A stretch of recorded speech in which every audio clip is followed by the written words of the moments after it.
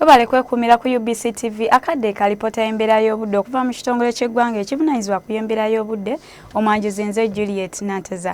Ng'enkuba ekyagenda maaso okutonya mu bitundu by'eggwanga eyitayimu, alipota ey'enkuba yo yalaze nga ggulu yafunye enkuba eyawezezza milimiters 8 n'obutundutundu 8, Soroti n'eba n'enkuba eyawezezza milimiters 6, ate yo Kampala n'eba n'enkuba eyawezezza milimita 1 n'obutundutundu 5, nga kino nno kyavudde ku mukuubo gw'enkuba okubanga gusaasaanidde masekati ga Ssemazinga Africa omwonno nga mwotwalidde n'eggwanga lyaffe.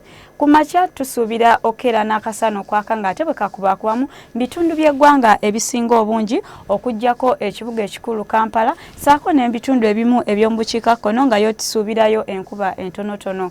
Olw'eggulo ebitundu ebyo ebiri ku lubuubuuto olw'ebugwanjuba saako n'ebyo ebiri ku lubalama lw'ennyanja Nalubaale tusuubira okuba n'enkuba entonotono, olwo ebitundu ebisigaddewo akasana tukasuubira okwaka ate nga bwe kakubakubamu.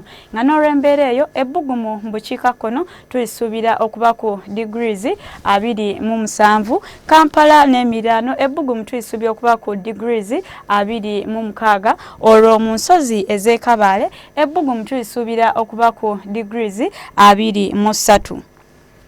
Kubuga ebimu ebyebunaayira Dar es Salaam saako ne mu Nairobi tusuubirayo enkuba, ate yo mu Johannesburg amu ne mu Brussels tusuubira akasana okwaka ate nga bwe kakubakubamu, olwo yo mu Dubai akasana tukasuubira okwememula nga n'ebbugumu tulisuubira okubeera ku degrees 44. Awo nno gwasuubira okutambulako mu bitundu ebyo tukusaba ogende nga weeteekedde embeera eyo. Nsigadde nze Nanteza Juliet, tukwagaliza Idi ennungi gwe munaffe omusiraamu.